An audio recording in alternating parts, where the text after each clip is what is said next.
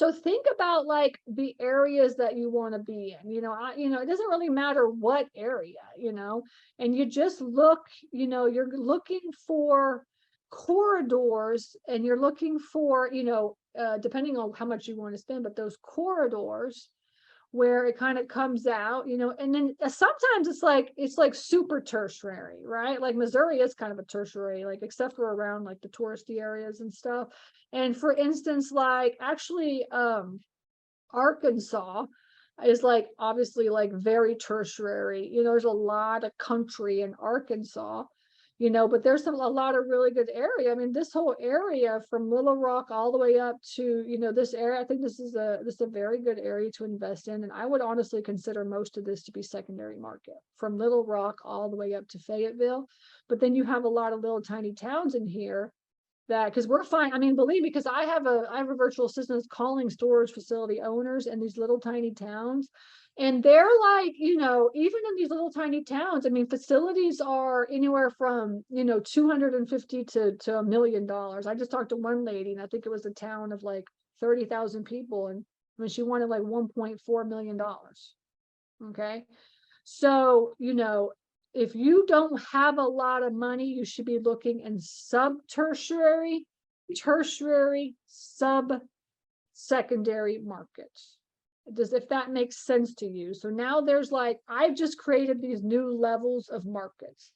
And I don't know if I created them, but that's my idea. I came up with this, right?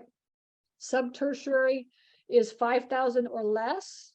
Tertiary is like 5,000 to 25,000. And depending on your state is what is going to determine the value of that, like that market, I mean, of that facility. So depending on the market. So if you're living obviously in like Massachusetts, right, where it's like one of the most expensive places to live, obviously a sub-tertiary and a tertiary market is going to cost way more than if you're like in Arkansas. Okay.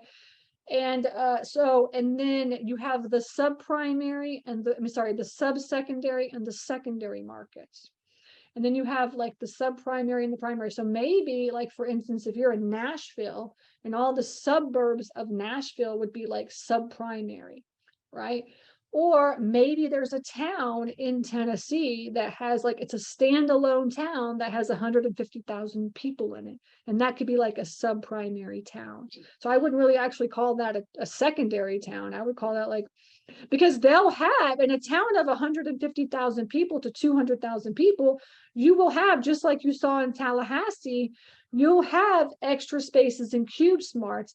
And really, as an investor, as a self-storage investor, you're thinking in terms of the way that these like big box office, I mean, they're doing what I'm telling you is what they are doing internally. They have like a whole team that does this, except for they focus on like primary and like maybe sub-primary markets is what they focus on. And where are the little people? And we're focusing on like sub-tertiary, tertiary, and sub-secondary and secondary, right?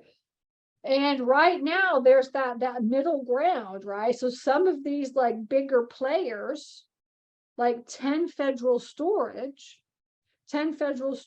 love, like they're big in Atlanta. Like a couple of years ago when I first got started, they were buying in Atlanta. And then they got pushed out of Atlanta because Atlanta got too expensive. So then they moved to Valdosta, right? And so you have this kind of movement. Obviously, the hedge funds can always go wherever they want to go, right? But these secondary players and then the tertiary players, and a lot of tertiary players, I mean, are like me. I mean, I own a lot of facilities in like tertiary, sub-secondary and tertiary markets.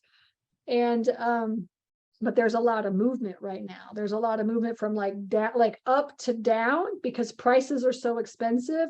But then there's movement like for people like me where I'm like, yeah, I can move on to the next level. Let me go buy something bigger, And so there's all this movement, and people are buying and selling storage facilities. I mean, there's so many storage facilities for sale. I just think it's like 700 storage facilities on Crexy right now. I've never seen that much. It's crazy.